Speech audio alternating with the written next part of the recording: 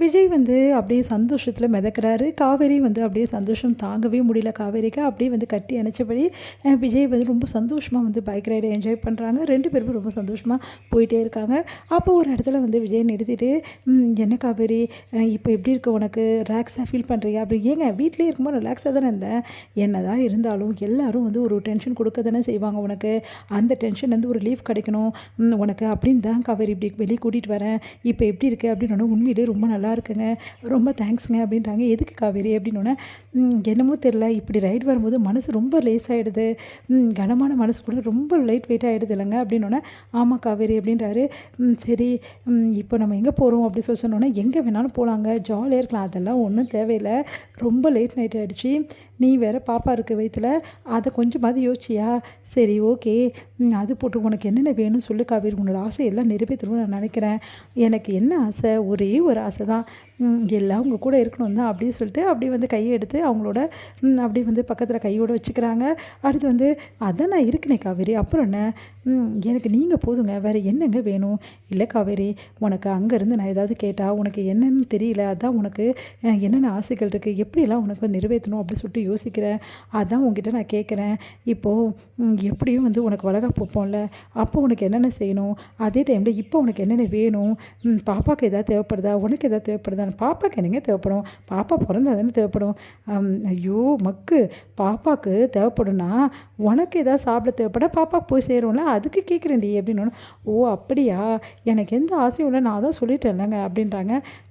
உலகத்திலேயே ஒன்றை மாதிரி ஒரு பொண்ணு நான் பார்க்கவே முடியாது காவேரி, எல்லாரும் இதை வாங்கி கொடு அதை வாங்கி கொடுன்னு கேட்குறாங்க. ஏன் உன் அக்கா கூட உங்கள் மாமா கிட்ட வந்து கேட்டிருக்காங்க அப்படின்னு. என்னங்க சொல்கிறீங்க?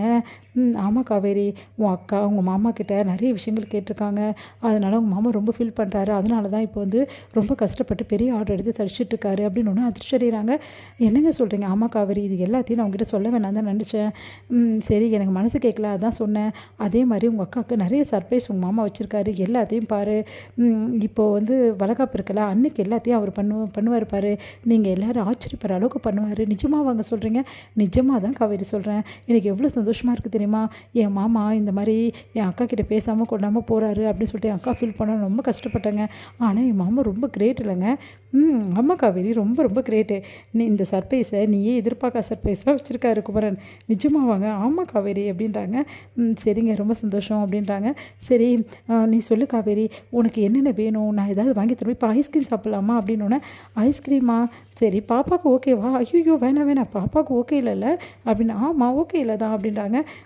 சரி உனக்கு என்னென்ன வேணும்னு கேட்டேன்ல, நான் தான் எதுவும் வேணாம், நானும் பார்த்துட்ருக்கேன், எதுவும் வேணாம் வேணாம் சொல்லிட்டுருக்கேன், என்ன தான் நினச்சிட்ருக்கா, அப்போ நீ வேணும்னு என்கிட்ட காசு இருக்காதுன்னு நினச்சி இப்படி பண்ணிகிட்ருக்க அப்படின்னு சொல்லிட்டு கோச்சிட்டு போகிறாரு. என் செல்லும்ல, எதுக்கு நீங்கள் கோச்சிக்கிறீங்க அப்படின்னு சொல்லிட்டு கையை பிடிக்கிறேன். போடி சும்மா, எப்போ பார்த்தாலும் ஏதாவது ஒன்று பண்ணிகிட்டே இருக்க, எதுவுமே வேணாம் வேணான்னு என்ன அர்த்தம் அப்படின்னு சொல்லிட்டு கையை உதறி விட்றாங்க. உடனே கிட்ட போயிட்டு கிஸ் பண்ணுறாங்க. சரி நீங்கள் கோச்சிக்கிறதுக்கு ஒரு கிஸ் கொடுத்துட்டேன் போதுமா அப்படின்றாங்க. ஒன்றே ஒன்று தான், நான் ஆசைப்பாரு அப்படின்னு சொல்லிட்டு சிரிக்கிறாங்க காவேரி. காவேரி விஜய் வந்து ரொம்ப நேரம் பேசிட்டு ரொம்ப சந்தோஷமாக வந்து வீட்டுக்கு வராங்க. வீட்டுக்கு வந்தோடனே, என்னடி நீ இந்த டைமில் போயிருக்க அப்படின்னு சொல்லிட்டு அவங்க அம்மா கேட்குறாங்க. மா இவர் தான்மா சும்மா இல்லாமல் கூட்டிகிட்டு போனார். ஐயோ அத்தை நான் பொறுப்பு இல்லை, இவ தான் இந்த மாதிரி வெளியே போனால் நல்லாயிருக்கும், இன்னும் லாங்காக போகணும்னு சொன்னான், நான் தான் வேணான்னு சொல்லிட்டு கூட்டிகிட்டு வந்துட்டேன். என்ன காவேரி இதெல்லாம், வயிற்றில் குழந்தைய வச்சுட்டு பண்ணுற வேலை இதெல்லாம். உடனே வந்து இம்மா இவர் இன்னும் மாட்டி விடுறாருமா, லாங்காக போகணும்னு சொன்னியா இல்லையா காவேரி அப்படின்னோடனே, சொன்னதான் அப்படி சொல்லியிருக்கேன் அப்படி சொல்லிட்டு செல்லம்மா அவங்க அம்மா வச்சுக்கிறாங்க. இதையெல்லாம் பார்த்து கங்காவுக்கு வயிறாக ஏறியுது, செம்ம கடுப்பாகிறாங்க கங்கா.